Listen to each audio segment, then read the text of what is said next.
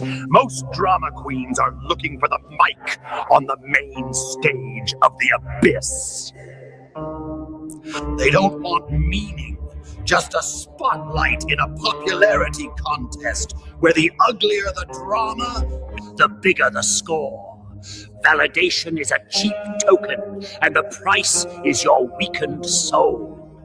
They share their drama in the public square, hoping it will fill the emptiness of the void. It's not about finding themselves, it's about becoming a trending topic for the audience. They confuse attention for affirmation. That's the most pathetic tightrope act of all. Using fake smiles for likes, and the joke is, the more you cry, the louder the applause. You're all just waiting for my bus, the one with one seat, to take you one way to nowhere. Enjoy the ride!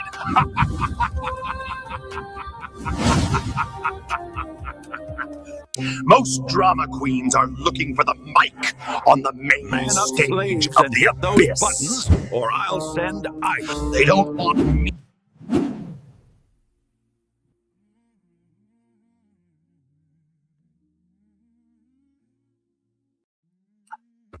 Greetings, everybody. Keith here. Hoping everybody's having a good day, enjoying life, living life, loving life. Want to remind everybody, hit the like, share, and subscribe button. There is a PayPal link in the description. If everybody would feel free to share some love, all is appreciated. Trying to round up funds to get the StreamYard up to full panel operation for the podcast. And in the meantime, everybody enjoy my new intro, and we will be right back.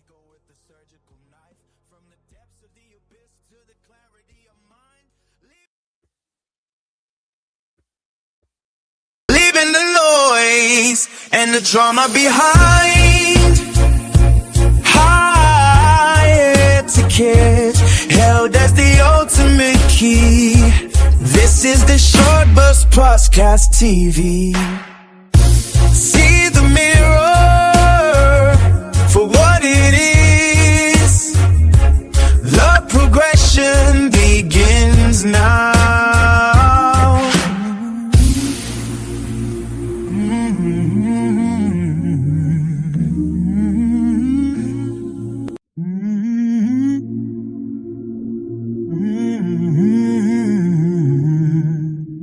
Step into the light or the shadow it casts. A look in the mirror, stripping the mask. The ego deflects what the id wants to hide, but we find the truth on the edge of the slide. The void isn't empty, it's a canvas of gray, where the ghosts of our bias come out to play. You point at the monster, you point at the screen, but it's only a shadow that's being seen. We sit in the silence where the tension is rife, dissecting the ego with the surgical knife. From the depths of the abyss to the clarity of mind, leaving the noise and the drama behind. High etiquette held as the ultimate key. This is the short burst podcast TV. See the mirror for what it is. The progression begins now.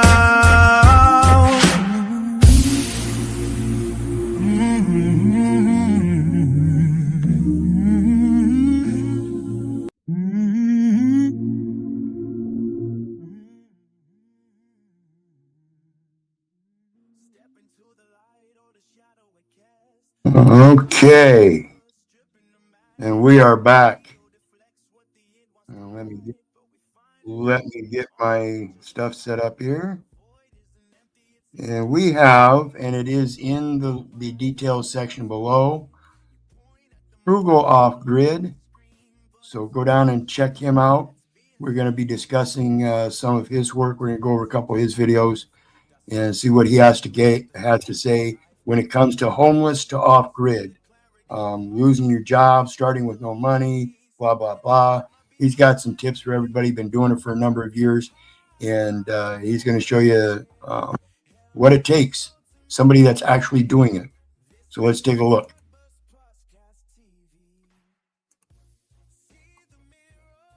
A lot of people told me I wouldn't last 3 years out here, that my land was basically unlivable. And they're right about one thing, is a lot of people do fail. But the good news is, it's not that they couldn't possibly do it, it's that they simply didn't have a system. I didn't have a job because I had just been laid off. I did have about $6,000 in savings in a camper van because I had been thinking about living this way.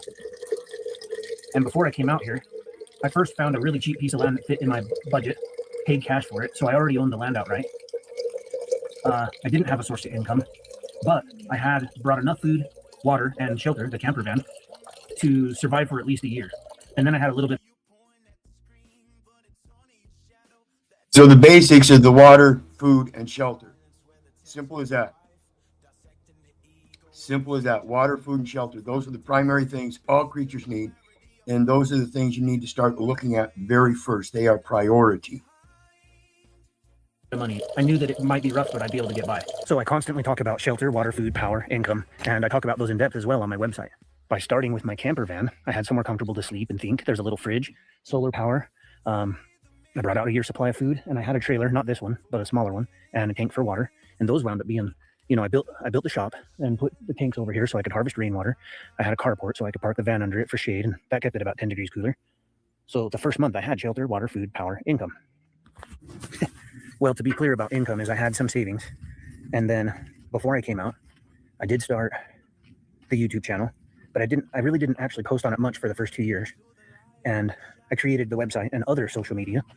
Although I didn't have cash coming in, starting social media and a website would help me get some kind of reach so that as I did build product and content, people could find it. Then, and as I've mentioned before, this is an educational platform for the viewers.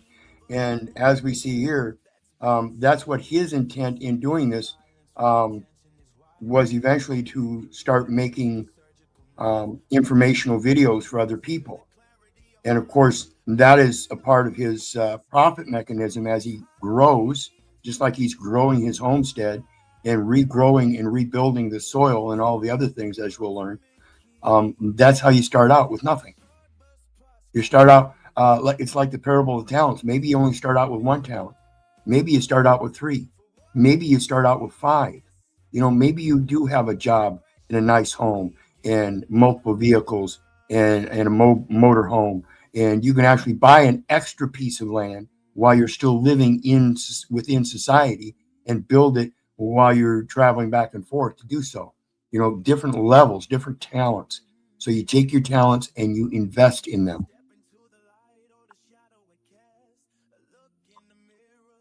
Absolutely, AB Design. Mash them like buttons. Mash them all. Hit that PayPal link too, please. Every little bit helps. I could monetize it and make some income. I've been planting Bermuda grass all inside of the perimeter. Kind of over here, this area, it's almost like I've got a yard and lawn and backyard and stuff now. It's kind of funny. So I'm going to hop in here. This is mostly excess hay I got to clean out. And then this side is loaded with poo from the entire winter. So we're going to get that cleaned out and use it as compost and specifically for your information banks, your data banks there, AB. One of my intents on this channel, folks, is to provide these review videos on a regular basis. Maybe do a interview video once a week on people that are actually doing this, contacting these people that are doing this and doing my own interviews with them over the internet. And then, of course, the every other week, the selected topics for the podcast. And then the intervening weeks would be open topics. So that's the program that I'm looking at to keep that the platform growing along with the podcast. So there's other elements rather than just the podcast. The regular reviews that I hope to eventually do on a regular basis, 5-6 days a week, and then an interview one day a week, and then the regular podcast 1 day a week. Intervening weeks on selected topics and open topics. Absolutely appreciate it. Mulch. So the hands down, very most important thing I did was to stay within my means. I paid off the van. You know, that was part of the plan before I came out here. I paid cash for land. I didn't buy anything out of my means. However, that shop did cost about $4,000 of the $6,000 I initially had. And so I just had to be really careful with the rest. In fact, the day that I finally did list a product for sale. So like we heard with the bus conversion here last week, and the young man, Isaac Turner, started out with $4,000 on his build. And here it is 5-6 years later, he's doing great. Same with this guy. He started out with 6,000, and here it is 5-6 years later, and look what he's got. He's accomplished by himself. By himself. This does not take community. This is the beginning where communities are established. Again, your local authority, the most local you can get is the most powerful. That's what we appreciate about life, is when we can do this by ourselves. Others see that. It motivates them to be able to do that. And this guy, as we see, started out with 1 talent. There are people out there with 5 talents, 10 talents that can do so much better in a communal organizational fashion. That's what we're looking to build, is going back to the smaller communities out in these areas where we can develop small communities. They don't get bigger than 100 people. They're able to be self-sufficient. On my website, I had no money left. And I just had to kind of slowly but surely build leverage and let it compound.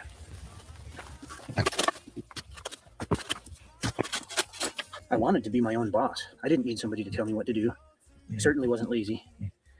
I wanted to try my hand at growing some of my own food. I wanted a little more autonomy. And I just always thought this lifestyle would be pretty ideal ever since I was maybe 5 years old. I'd watch movies about this kind of life, and I thought, that's perfect for me, you know. I bought a lot of material to build the shop, but I also used as much scrap material as I could. I didn't really move to newer material. Same here, and I hope to reach that one day. I grew up a Boy Scout and loving the outdoors, and I hate being confined in shoes and inside of a box. I love the fresh air. I love the mud squishing between my toes. I like it when I get those small injuries that I notice the observable world around me to be aware. That's what makes me stronger. That's what makes me closer to my true nature and appreciate it. Until I got to the cabin. This greenhouse was mostly new, but the geothermal back there, that was scrap material. You can see the pig pens here are totally scrap material. And this agricultural shed that has feed and things, this was mostly scrap material. And even my round pen has a lot of scrap material. And all that scrap material, it's all over the place. The cities are trying to get rid of it. And instead of doing recycling on a lot of this stuff, they're dumping it in the dumps.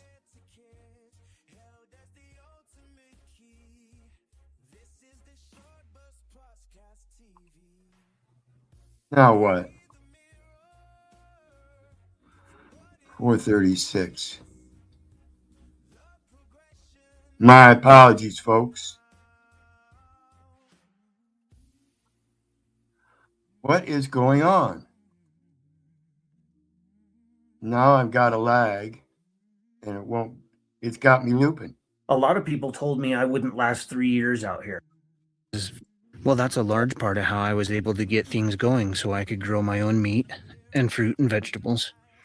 Even the underground water cisterns, Yes, you notice he said his own meat. You saw the hogs.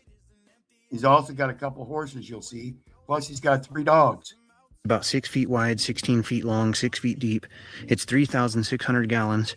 It harvests rainwater there. This side I save specifically for drinking water. That's 600 gallons of drinking water, which is quite a bit.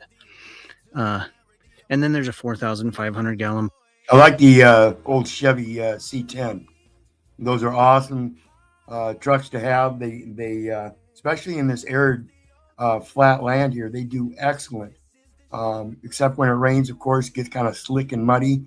You'll want to be aware of that. But otherwise, tooling around on your own property here, it'll do almost everything you want to do. Pond over here. I'll dig another underground cistern over by the cabin. And there's another 3,600 gallon cistern underground behind these. The cisterns, they never freeze.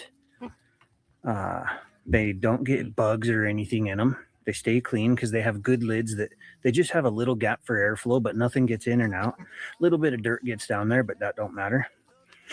And it's perfectly good for the gardens and livestock. And I can always just filter it if I want it for myself. Same with the pond, can be used for agriculture or gardening.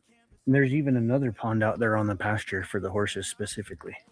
As far as solar goes, I started with the really small system, about 400 watts of panels on the top of the van, 200 amp hours of battery storage. And I just ran a DC to DC charger so I could start the engine, and when I drove places, it'd charge the system. That was enough to keep a little refrigerator going, to charge my laptop or phone or power tools and so on. And I was even able to run a chest freezer on it carefully by unplugging it.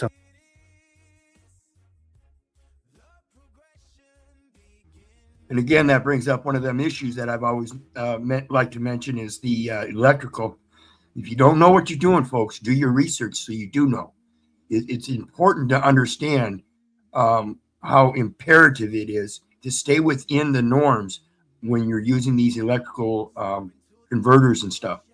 A particular fire hazard that could destroy everything you're trying to build and have already gotten to.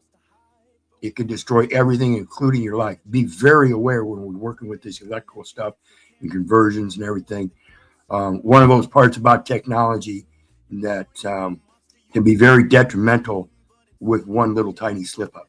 Sometimes, or having to start the van sometimes. And I just continued to get small, redundant little systems.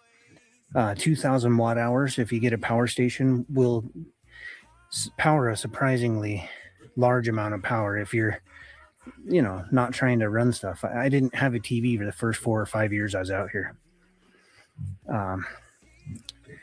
And then just slowly as I could, I expanded. I've got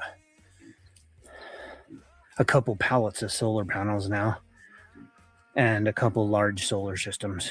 Basically enough to power a small family home, maybe 2. I've never brought in anything to amend my soil. I've just made compost and mulch and everything all right here from the homestead.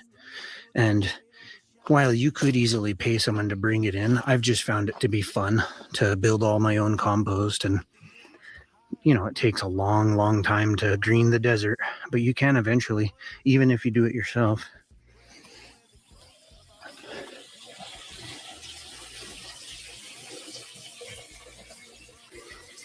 I thought this was a red raspberry tree when I first had it, and now I'm not even sure. Maybe it's boysenberry or something.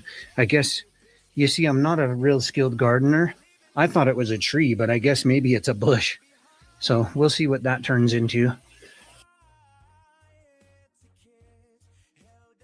And there's another one of those aspects, again, that I keep reiterating. Do not believe me. Do not believe the neighbor. Do not believe the government. For crying out loud, do not believe your mother. Do your research so you know.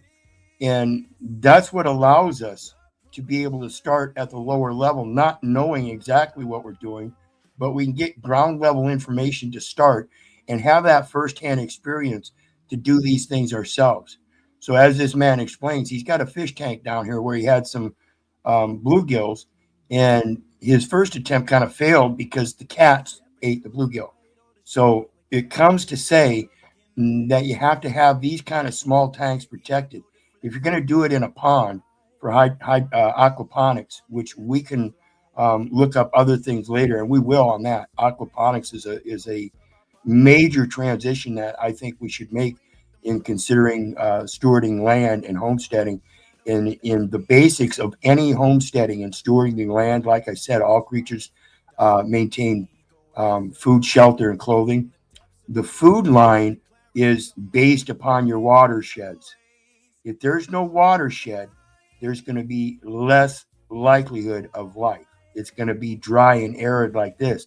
The more water shedding we do in these kinds of lands, like rebuilding the soils and making little waterways to help save water and doing the little half moon stuff so that water will pool up and stay in the soil and soak into the soil instead of just running off, the better we're going to be able to live and provide and prosper and replenish. the true nature of our abilities as dominion creatures. We're able to do this stuff that other animals can't, or only do certain parts of the job naturally. Cows' hooves.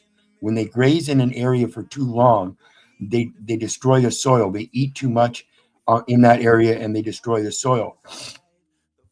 Whereas if they're traveling along, the hooves will just tender in the top part of the soil and create enough place for natural seeds to fall from the natural plants in the area and create the undergrowth.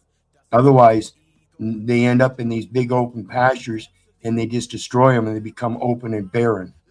And then this is the original trailer I started with. And it just couldn't handle anything. It was just a handmade trailer.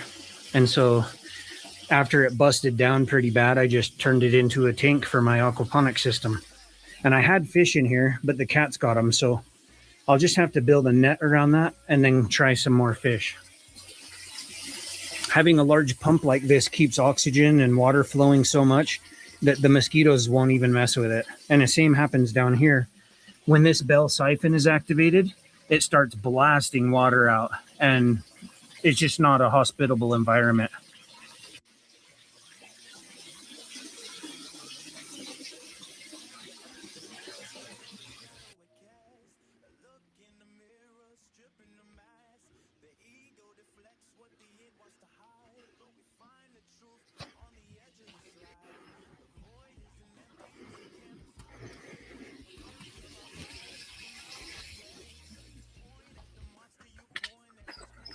One of the most commonly asked questions I get is how to find land like this that'll work but is cheap.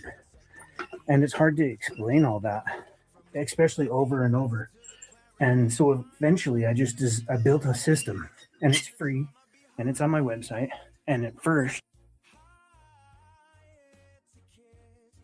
and so, like I said, this guy started out 5-6 years ago, pretty much with nothing. Didn't do much with his channel. Didn't even have a TV for the first 5 years. And now he's got his own website, and he's helping others learn how to do it themselves by giving an educational platform on his website, explaining what he's done, what's worked, what didn't. This is the kind of education we need, and it has to be on an autodidactic type basis where we can take that information and learn for our own use and not be streamlined into an indoctrination like the public education system gives us.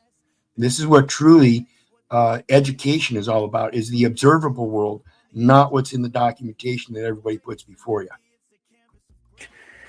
Well, there's a beginner guide, so it tells you all about what you'd need to know. Then there's a directory, so you can find friendly off-grid counties. I listed all of them. I did at least 4 counties per state, as long as there was 4 counties. Nationwide, all 50 states. And then after you find a county you like, then you need to find land in it. And so I created a land search tool that'll help you find off-grid properties that you would have a hard time finding otherwise. And then finally, there's a checklist to make sure you don't buy some crappy land, that won't work for you.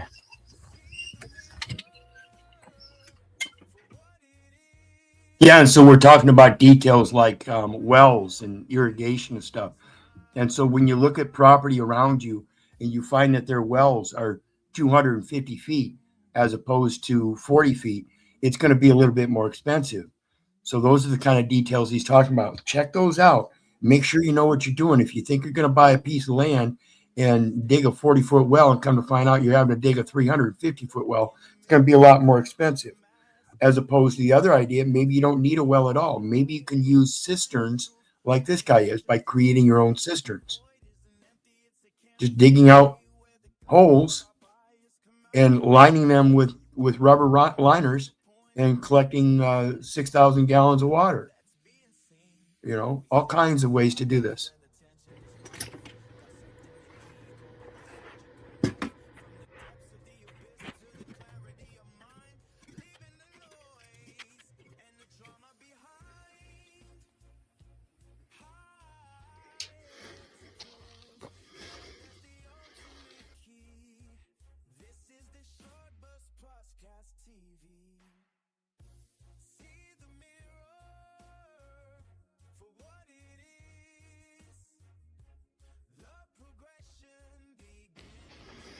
I guess what I'm getting at is I worked through a system, shelter, water, food, power, income. I did it in passes.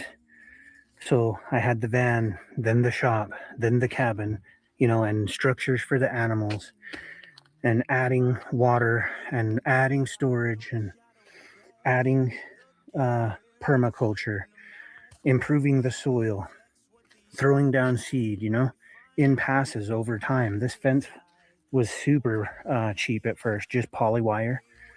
I had T-posts like every 20 feet, but it worked though. And now this is a pretty good fence. And I already have 9-foot posts laid out every 10 feet you saw that solid wood fence, right? So that's going to go all the way around the entire perimeter. That'll block enough wind that I'll be able to start growing more trees. You know, less wind will come through and disturb things. And I'm in 6 years now, and I couldn't do that right out the gate. It took time. I just finally planted cover grass a couple weeks back max, and there's thousands of little patches of grass, and within a few years I'm confident that this will just be completely covered, if not sooner. That's what it's about, folks. It's not something that's going to happen overnight. This is a long game thing. And so you have to prepare yourself ahead of time.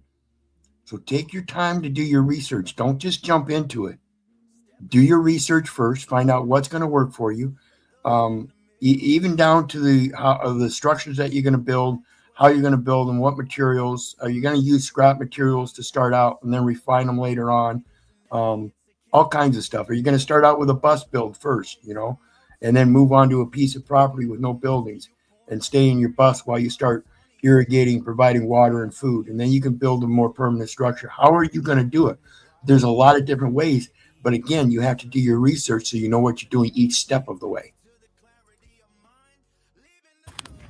We'll go work on the horses a little bit. So if you notice, income is at the very end, and that's truly how it worked for me. Like I told you, I just set up a website, did some social media, came up with a product I was passionate about. You can read all about exactly how I did it in my free guide on the website. And it wasn't until just recently that I finally really fully understood where my value is, what I have to offer people, and redesigned my website to meet that need. And that's basically just helping people to find property and start their own homestead. And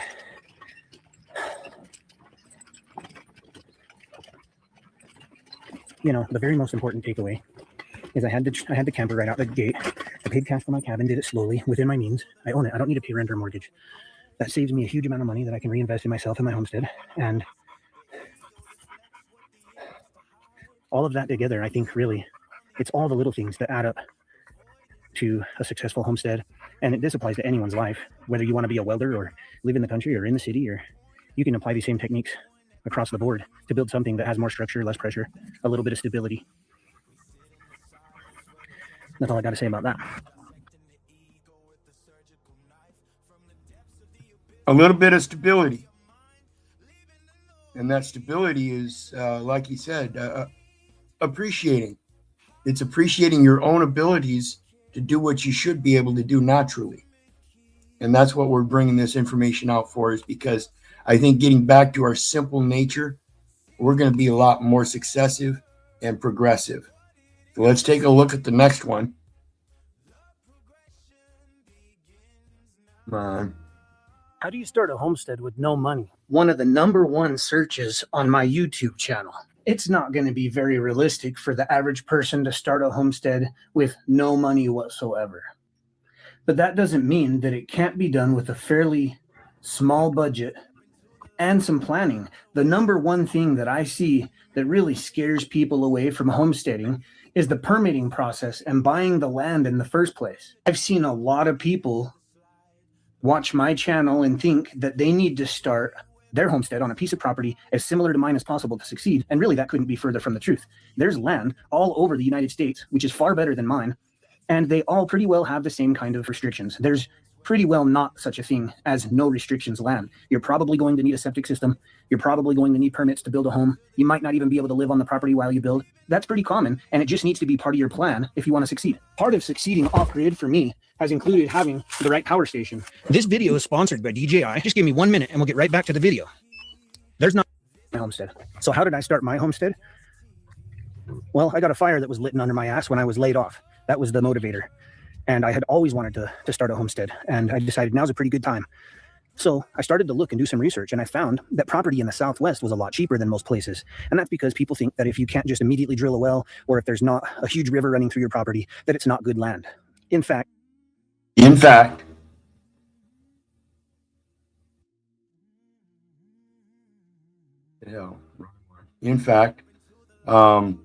that is false, because that's what I'm talking about with the watershed. Our natural abilities to look at the land and see how the water is laying and running across it, and our abilities to construct and mold that land like clay to retain that water in certain areas, is our ability to make the world our own. And that's what we're looking at. The land is not desolate. It just needs our tender touch. many places will let you harvest rainwater, and if that's not an option, it doesn't need to be a catastrophe. Make it part of your plan. I found myself a piece of property that is in the middle of nowhere. I was confident there wouldn't be anyone out there. I pulled up GPS and took a look around and saw that there wasn't any properties. And I decided to pull the trigger sight unseen, which you shouldn't do. You need to do due diligence, but it wasn't really an option at the time. I did call every department in the county, asked them every question I could think of. I probably asked about 15 questions to every department. You know, you want to know. Absolutely. Absolutely. That's one of my main prerogatives, is to get people in the mode of asking questions, not making statements, asking questions. Let them fill in the information. And this is where you need to learn how to ask good questions. So you have to think about this stuff first, contemplate it in your mind, write your questions down, read them, see if they really make sense, rewrite them if you need to, and then go to these people and ask them. It seems like a lot of work, but if you do your diligence, I guarantee you, you're going to end up as cream of the crop. You're going to end up in your natural abilities, finding life much simpler and much more appreciative. I am positive. Oh, does your property have easement? Can you get access to the property year round? Has property around you been perk tested? Are you likely to pass that perk test so that you can get a well or a septic system installed? How deep are the wells around you? There's information. You can find out how deep wells are in the area. That way you'll have an idea how deep yours would potentially be. There's no guarantee, but this is doing due diligence, finding out the most amount of information you can to eliminate or reduce, a catastrophic event. You don't want to end up buying certain pieces of property that you can't get access to, or that are completely landlocked and you got to pay too much money to the neighbor to get easement to your property. There are complicated things, but overall, people are inherently good, and you'll probably be able to find out pretty quickly if your land will do what you need it to do. People ask me what website I bought my property on, and I didn't buy my property on a website. I did a Google search looking for the specifics. You can put in keywords. You can put in no restrictions and find places that are more lenient, but they all have restrictions. And then just kind of reversed that process until I found a private owner that had a piece of land I was interested in. And then we used a title company to make the payment, kind of like an escrow. I sent the money. They have like automatic receipt system. It's trustworthy. Do your research on the people you're paying to make sure you're not going to get scammed, and you should be good to go. Needless to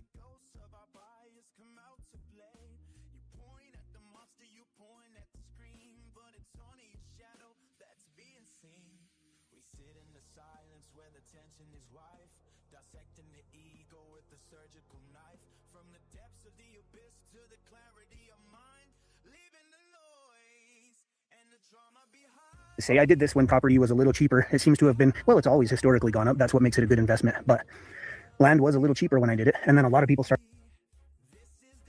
My apologies. I was trying to make a point there, and I didn't realize I was muted.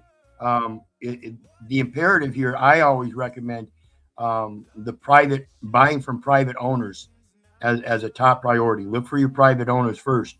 If you get into any kind of properties that are publicly owned somehow, you're looking at a tangled web of zoning ordinances that you're going to end up having to jump hoops and hurdles to get through.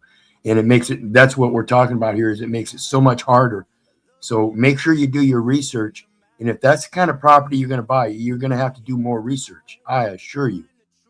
I mean, it's going to be a tangled web. They're going to have all kinds of restrictions and limitations that just sometimes seem impossible and redundant, and certainly quite expensive. And of course, only for their pocketbooks. Started thinking they wanted to buy land and whatnot, and it raised the price a little bit. but you can still get a really good deal close to what I did. And I literally spent less than $2,000 cash outright for my piece of property. It's every bit as easy to come up with reasons to succeed and to do what you're passionate about that it is to come up with excuses not to do something that you really want to do. If you start a homestead, you don't need to pay mortgage or rent anymore, and that's one of the biggest bills around. If you grow your own food, you can highly offset your cost for food, if not damn near eliminate it. It has never been easier to work for your Highly offset your cost for food, if not eliminate it. I guarantee you, with the pigs, and he's got a couple horses. I don't know if he's got horse meat. Didn't have any saddles on him, but I don't know. I imagine he's going to use them for something. But chickens, goats, things like that, they're not expensive to keep when you start learning how to produce from the land to feed them. You're just tending it so that you can provide for their necessity locally instead of having them to graze around the countryside. That's one of the advantages here, is knowing how to produce for yourself and your livestock for a meat growing portion. And one of the things I recommend is rabbits. Rabbits, if you have the right nutrients and everything for them, to keep a good stock of rabbits, you have pelts, you have meat, and you have fuel. You can take their pellets and distill them, ferment them, and then distill them into a fuel. Self than it is right now. Just yesterday, I had somebody comment, hey, not everyone can do that because, you know, they can't just sit around and YouTube will take care of them. Well, I've got news for you.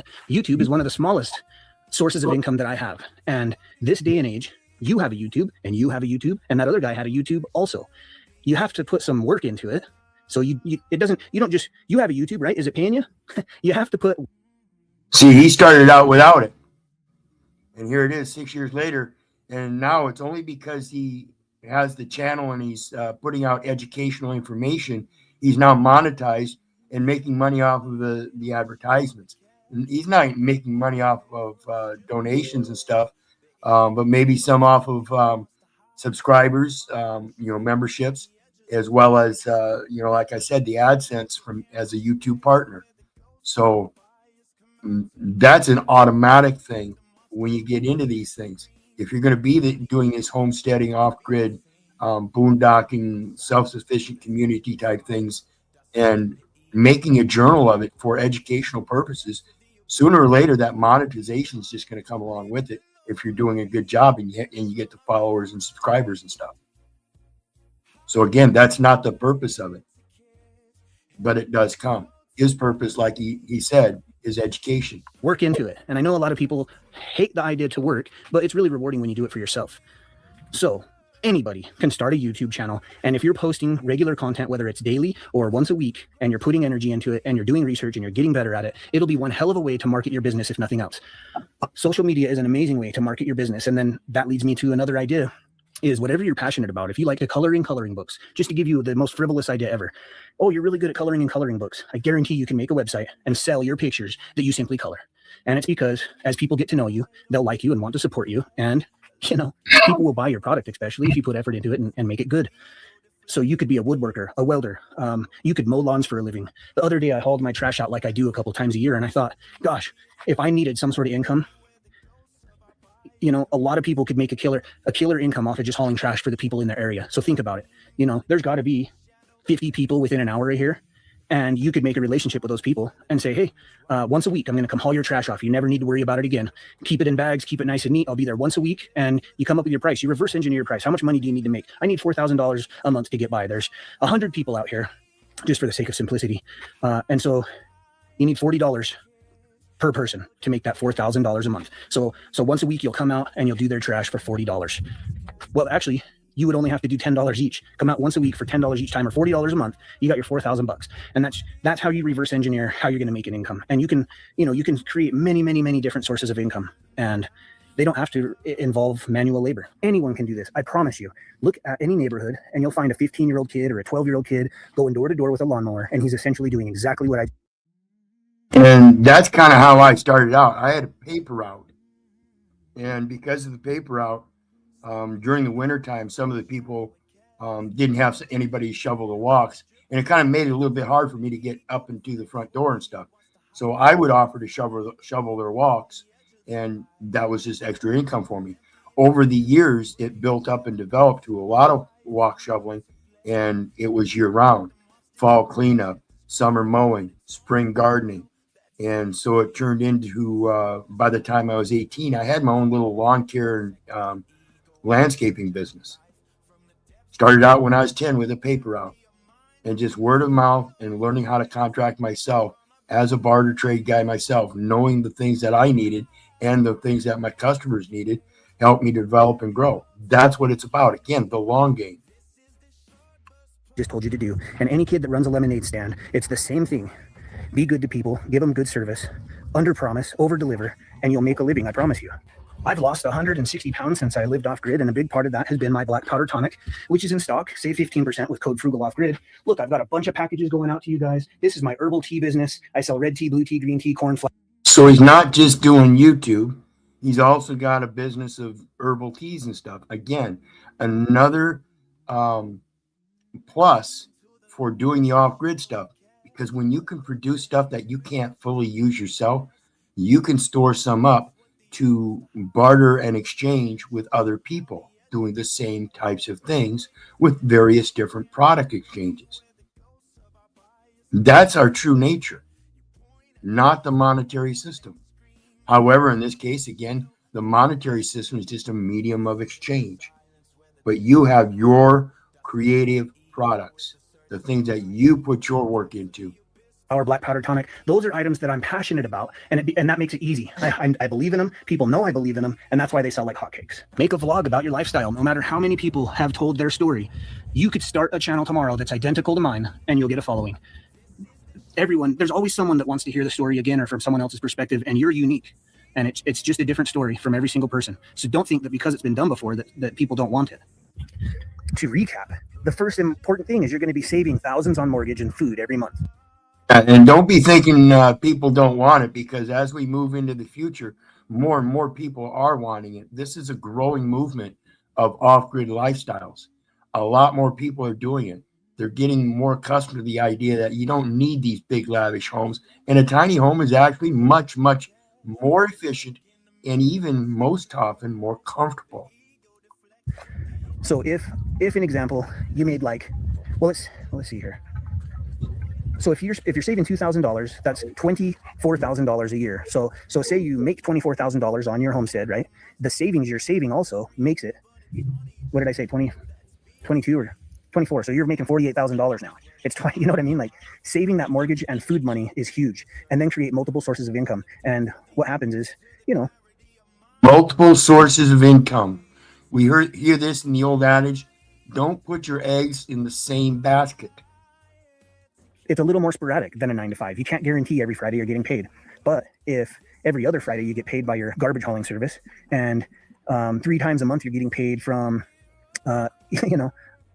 your ebooks that you've written, and then on top of that, your website, a few times a week you're getting sales, and that money comes in with a couple days or so. And so you got all these different things hitting your bank account. It makes it easier to get by, and you can get by on less. You don't have to have the flashiest car. This is another key thing. Don't waste money on a brand new truck. Buy one a few years old. Build stuff out of scrap material when you can. I didn't buy these dogs. These are all. Yeah, stay frugal. Stay thrifty. Be very thrifty in what you do. Use and resource things that have already been used, recycling them. For crying out loud, if your truck goes down and you can't possibly repair it, you can certainly get the engine out and scrap it and create a raised garden with the back of the truck, with the bed of the truck. And of course, you can make a doghouse out of the front cab.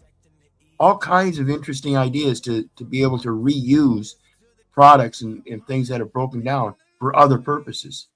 Repurposing, resourcing. All rescue dogs, except for my first dog, Incas. I bought him over 10 years ago. But the rest of my dogs I've acquired because Helga, for instance, wandered onto my homestead starving, and now she's happy and a little overweight, and we're working on that. And Stapes was given to me by the woman that brought me the pigs. She had a litter, didn't necessarily need 5 or 10 more dogs. And then this guy, Malleus, he's a Kangal. He's worth a lot of money. Highly desirable dog. Somebody had him, wasn't in the ideal situation, and wanted to pass him on to a good home. And so, you can do that in so many ways, guys. Yeah, Kangal. Those Kangals are big dogs. They can get up to like 200 pounds. and they will protect. A lot of weight to do so as well.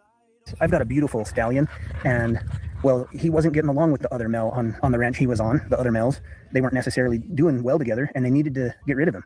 And so actually, I got him for free. I don't think I ever told anyone that. And you don't look a gift horse in the mouth, right? And when I got him, I thought, well, he needs a friend, and that little filly is beautiful. And I bought Ginger, and I bought her for like $500. So a lot of people love to give me shit about the horses because this is Frugal Off Grid, and they think that's not frugal. That's an expensive hobby, this guy said. It's not a hobby to me. That's farm equipment. And yep, like I said, farm equipment. He can put a plow behind him and not have to worry about any kind of technology or anything other than the plow. You know, going back to natural resources that are maybe not quite as convenient, but certainly aren't near as expensive, particularly, like I said, if you can provide what those horses need for feed on the land itself, plowing the field to grow their own food, along with plowing other fields and stuff to help grow your foods and products. Amazing stuff. And like you said, 24,000 on one end, 24,000 on the other end. That's 48,000. You got to look at things in the proper perspective, folks. it's education for me and companionship, which is cool, but it's also transportation in an emergency. And they're Bingo, multi-purpose, also transportation in an emergency. definitely earning their way around the homestead. Not to mention, they'll definitely keep predators at bay. Coyotes don't want to mess with this guy. What do I love about homesteading and having a frugal homestead? I get to be myself every day. It doesn't matter what anyone else thinks. Oh, here's a weed. I always, if I see something spiky, I pull it and get rid of it. That's why I don't have any goat thorns. But you get to be yourself, you know? Do what you want to do. I probably work harder than the average 9-to-5er, but I'm working hard on stuff that I want to do. And this includes work. This right now, I make a list. Yeah, so it's, again, another thing you got to remember when you go into these properties that are so-called desolate, it is labor intensive. So doing it by yourself is something that you can appreciate tenfold. When you've got 5, 6, 7, 8, 10 people working together, it's so much easier. Okay? Think about these aspects, folks. Every day, and I check off everything. Today, first thing, I had to feed the animals, work out, and now I'm making some content. After this, I'm going to pack orders for my company. I might even go live and pack orders live for you guys. People seem to really enjoy that. And it's all planned out. I get to do what I love to do. I get to do what I'm passionate about. You can easily be negative and make reasons to complain about this. One of the main things people say when they try to shut this idea down is they're like, you still have to pay property tax. What? That's the downside after everything. So you save thousands a month, but you're. There you go. You still have to pay property tax. No, we are finding ways to help discern the imposition of having to pay property taxes on a piece of land that we own privately for our own sustaining of our own life. For what is it? Oh, Dean, help me out. What is it? Necessity of life. We got the land to live off grid as a matter of necessity of life, to produce our own foods, meats and vegetables, and live as inexpensively as possible, not to provide commerce. Now, this guy here, you know, like he's saying, he's using it as a business thing. So he's got property taxes. But again, I'm betting those property taxes are a little over evaluated as well. So it's always a matter of questioning that record as to what is the commerce if you're not selling products.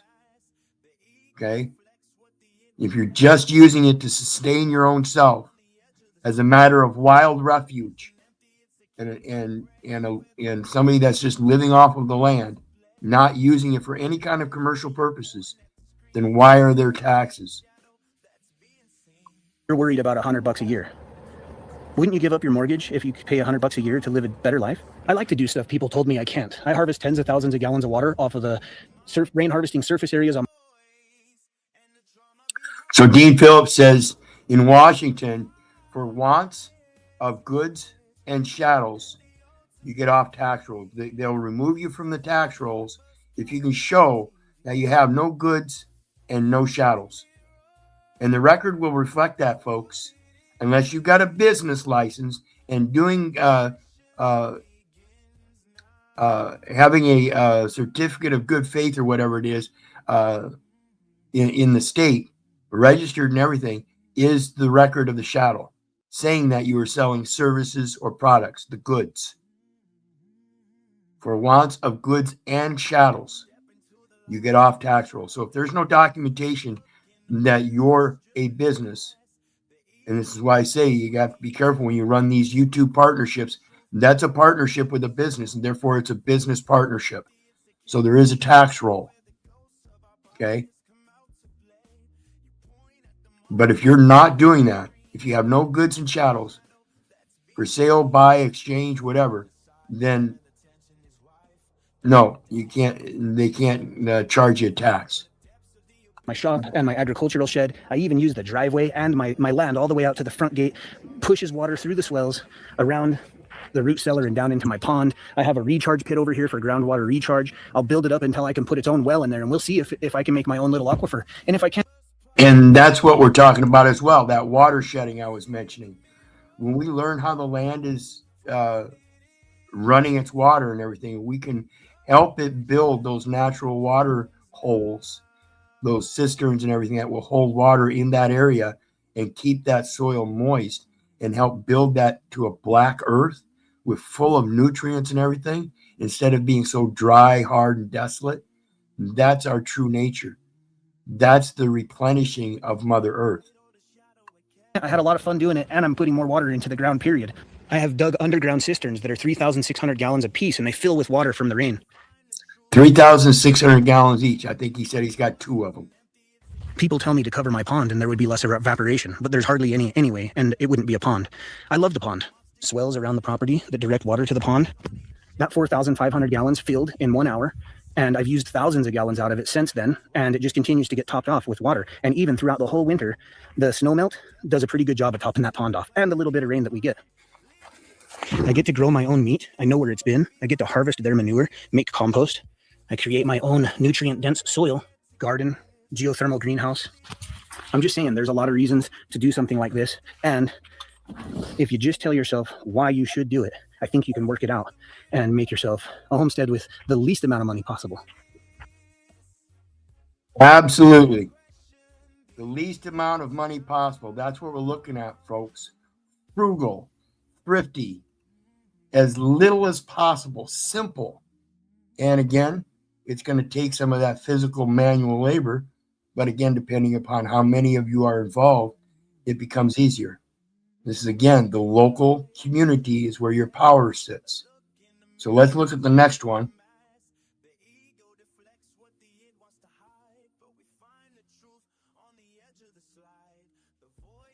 Let's see. Hey, I'm here. John from Frugal Off Grid. Welcome to my free webinar on how to start a homestead in 2025. I'm going to condense this little webinar. It was 1 hour and 40 minutes originally, and I'm going to condense it down to a real quick free version for you guys, just so you can check it out. And if you want to purchase a full-length webinar, you can check them out on my website. There's a link down below.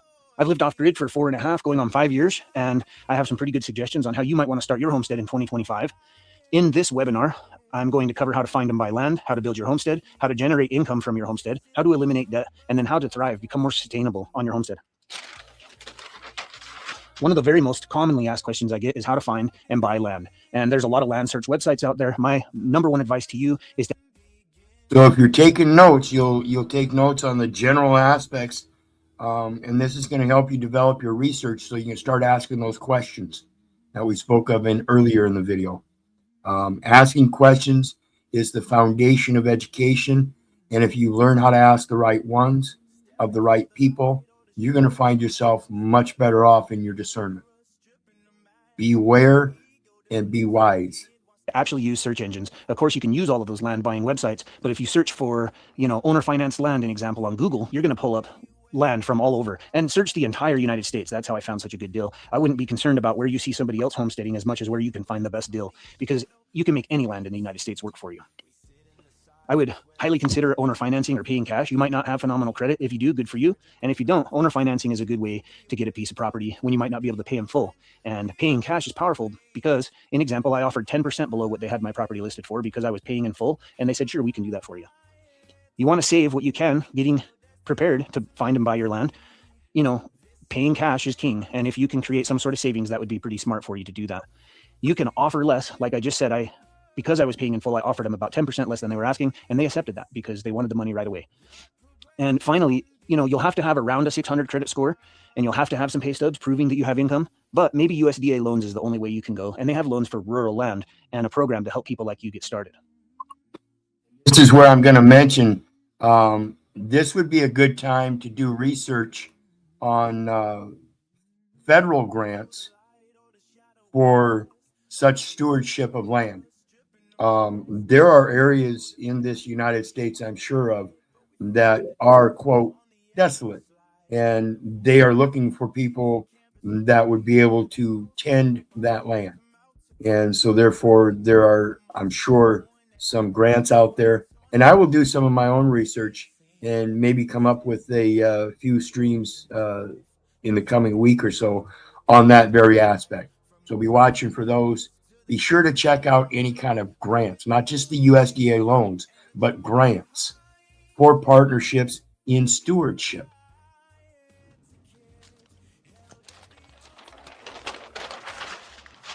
Building your homestead. When I came to my homestead, it was just bare land, and I had some survival skills, and so I thought of it as shelter, water, food, because if it's freezing tonight, you could die, so you need shelter right away. You could go a couple days without water, but you're going to need water right away. And you could go maybe a month without food, but pretty quickly you're going to need food. And so ideally, of course, just start out the day one with shelter, water, and food. And in a survival situation, think shelter, water, food in that order. You want to get them all together if you can, but you can't always. So if you go day one onto your land in a camper van or an RV, a lot of places will allow you to get a permit to stay maybe 28 days, then leave town for the night and come back, and you can continue to do that. You'll have shelter day one. And if you got a little bit more money, there's ways that you could do a shed conversion or build a home or a cabin, or maybe you've got the money to put in septic right away and start a home with a building permit and all that. Great. And they have places all over the U.S. that actually will build little 12 by 12 sheds, 12 by 24, 24 by 24, that are actual cabin style things. And you can customize them with ramps and stuff like that if you want to store a vehicle inside and use it for an actual garage, or a front door and a back door with a chimney and loft and everything for an actual cabin to live in. So check those out too. Try to have shelter on day one.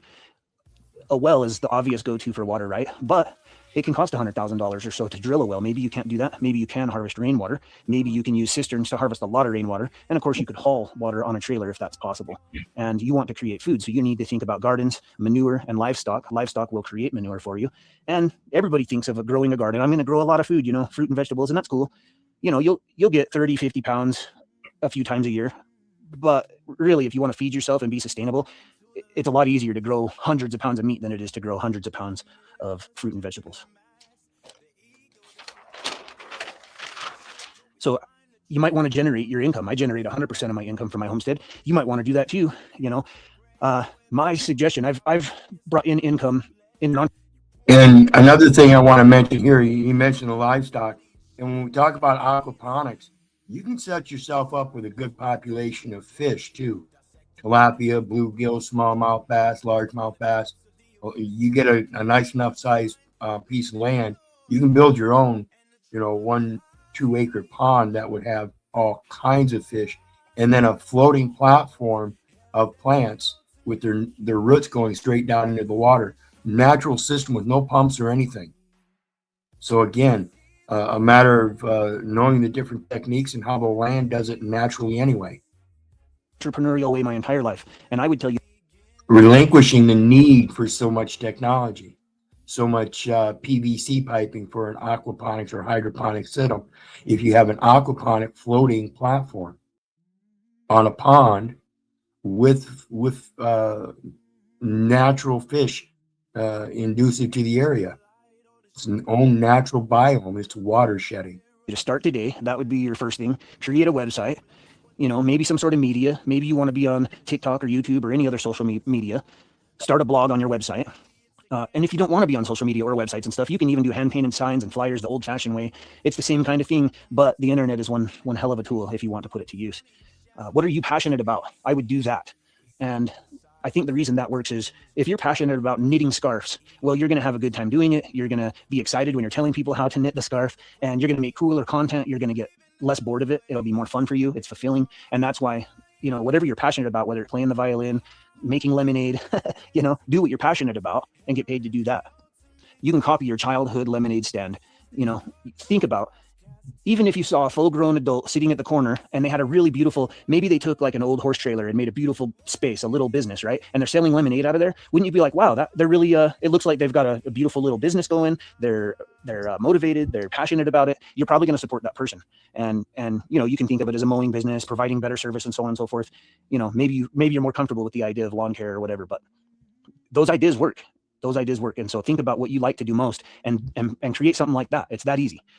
And always try new stuff. I had never hosted a webinar in my life until a couple Saturdays. Well, 3 Saturdays ago, I did this webinar. It was an hour and 40 minutes. First webinar I ever did. Extremely successful. Thank goodness that I tried it. You should always try new things, guys. So eliminating debt was huge for me, and it's probably huge for a lot of people. You know, more than 50% of Americans are in debt. These are some things I would suggest. Pull your credit right now. You are entitled to pull it for free. You can see it. Maybe there's some old judgments and things on there, and you just dispute them all. There's a law that you can do that. You might as well take advantage of that. You're trying to turn your life around now, aren't you? Hey, see how big that dog is? That's a big boy. That's the kind of dog you want. You want a couple of them big ones. You got a large acreage, get you a few of them big ones. Get you a couple of little heel yippers and get yourself some herding dogs. The ones that'll take on a good bite. Anybody invading your property, any kind of predator. Yeah, so go on there, dispute everything. You'll be surprised how much of that might just fall off, and start saving today, no matter how much you can save. If that means wearing crappy tennis shoes for a year, then wear the crappy tennis shoes and just put that money aside. Whatever money you can put aside, just start doing it, and it'll start to add up sooner than you think. If you've got a few credit cards, you may not realize if you're keeping those cards full, basically, you may be spending a couple $100 a month, throwing that money away just to keep those cards rolling off. And you could get a similar benefit from them by, well, pay off the small one first, okay? And then only ever use that one card if it's really important, like your battery goes out, buy that battery, and then hurry and pay it off before the end of the month. And then now start working to the next card, pay it off, and the next one, try to pay them off completely. And then, you know, maybe you use one occasionally to do a bigger project, but do your best to pay it off before the end of the month. Or maybe, you know, maybe it's going to take you 3 months. You got to do this big project, but pay it off right away and stop paying them $200 a month and use that money to help you get ahead. And finally, once you kind of get things going, you want to thrive on your homestead. I set this up a little differently. Maybe it's more motivational, but I think that at this point you should start to enjoy your life. You know, you can create boundaries, keep negative people out of your life, negative employers. You don't have to work the rest of your life for a crappy employer. Why don't you quit? I can't. This is why a lot of people are wanting to go off grid. All this interruptions in their lives by people they really don't want interrupting them. They're looking for some of this solitude. That's what this guy enjoys about it, is his solitude. That's why it doesn't bother him to be doing this alone. He actually appreciates it more. Yeah, you can quit today. You know, sometimes it's, you know, you want to set up securities. So find yourself 2 or 3 jobs and then quit. But why? You don't have to work for that crappy boss the rest of your life. You can improve yourself. Focus on improving yourself. Don't be critical of other people. Be critical of yourself and make yourself better. It's the only person you got control of anyway. Read more books, learn a lot of stuff. You can journal. You can eat healthy. Make sure you're getting sleep. You're an adult now, right? Sleep is huge. You'd be blown away at the difference in how productive you can be if you get that sleep. Helping others, it's really fulfilling to help other people. You know, if you can help somebody do something that they need to do, that's going to make you feel better, and it makes you wanted and needed and more. Well, it just feels good to help other people, and you can be kind. You don't need to be a pushover or weak or anything to be kind. You can still have your boundaries and be rock solid, but you can be kind unless you're really cornered. And stop complaining. I hear people in my comments all the time. They complain about, you know, oh, well, I can't do that, or this is why it's harder for me, or blah, blah, blah. There's complaints and complaints. And, you know, you can, when you come up against something, you can complain about it, but that's useless. It's just going to make you and the people around you feel crappy. You can accept it. That's a whole lot better, right? Just accept it and move on. Life is way better. Or you can change it, you know, and sometimes that's the best thing to do. Sometimes accepting it's the best thing to do, but never, ever complain about it, because you're just digging a hole for yourself and the people around you. And that's part of, don't be a victim. Your life isn't harder than anybody else's. Everybody has only lived their life. And so your perceived difficultness is probably the exact same as their perceived difficultness level. You know what I mean? Like, I can't do that because of this. I can't, my life is harder and whatever, you know. If you don't be a victim and you don't complain, and instead you just change it, you know, if you want a new truck, just figure out a way to get it. If you want to start a homestead, just figure out a way to do it. And then if you never give up, you can't fail. No matter how hard it gets, no matter if you go hungry, no matter if things keep going wrong and you keep failing, Those are just stepping stones to succeeding if you don't quit. And that pretty well concludes my first webinar. Like I said, it was an hour and 40 minutes in the original if you want to check out the full thing. And then I go on to, I have 6 total webinars. So the next webinar, I cover only, like I expand on finding and buying land. We talked about it briefly in here, and I talk about it for about 10 or 15 minutes in the full length one, but then it has its own webinar that's an hour, hour and a half, and I'm talking about only finding and buying land. And then I do an entire other webinar on building your homestead, an entire webinar on generating income, eliminating debt, and how you can thrive on your homestead. Absolutely. How you can thrive on your homestead. Various different classes that he's providing. And I think he's doing a pretty good job so far. These are the kind of people I'm interested in doing interviews with, as I spoke about earlier. And mentioning the interview aspect, this gal's link is down in the chat as well. Kirsten Dirksen. She is one that goes around the nation and does interviews with people like this, off grid, Frugal Off Grid. And this is her interview of him. 15 miles. And I'll just give you the start of it. But her link is down in the chat as well. And this We're is out here, but decent roads for being dirt roads. Yeah, they maintain this whole county road Just for us.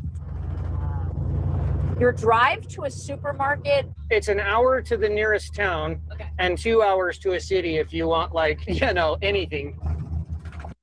So he's a ways off grid, and this gal went out and did an interview with him on his Frugal Off Grid homestead. And she does it, like I said, she goes around the nation doing these interviews with these same kind of people living this off-grid lifestyle, showing you all the different techniques and styles and talents that we spoke about earlier. And this is the aspect I want to take up on the internet, is to do these reviews and then contact these people that I'm doing reviews on and have my own set of questions to ask them, to then, of course, be part of the podcast TV as far as the different technologies, the pros and cons, and what we can do to get back to our nature.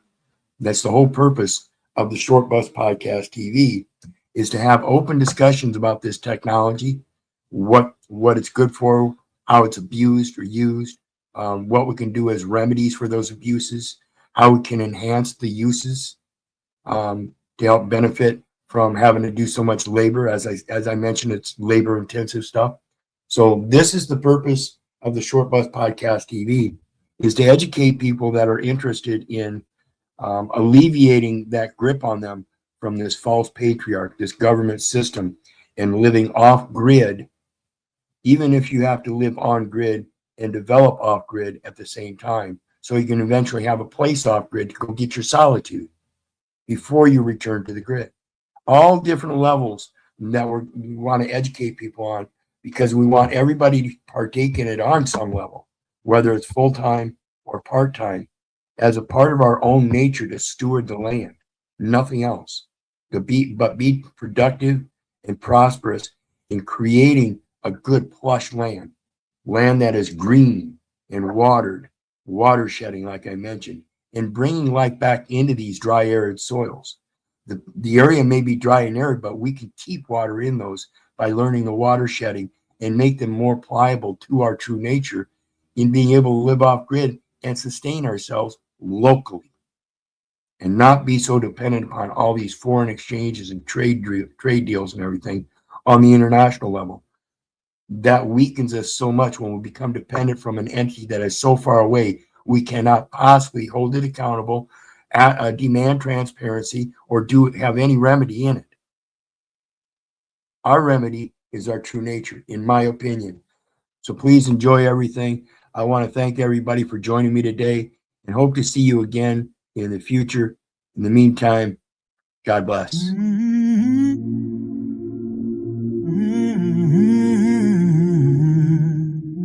Step Step into the light or the shadow it casts. A look in the mirror, stripping the mask. The ego deflects what the id wants to hide, but we find the truth on the edge of the slide. The void isn't empty, it's a canvas of gray, where the ghosts of our bias come out to play. You point at the monster, you point at the screen, but it's only a shadow that's being seen. We sit in the silence where the tension is rife, dissecting the ego with the surgical knife. From the depths of the abyss to the clarity of mind, leaving the noise and the drama behind. High etiquette held as the ultimate key. This is the Short Burst Podcast TV.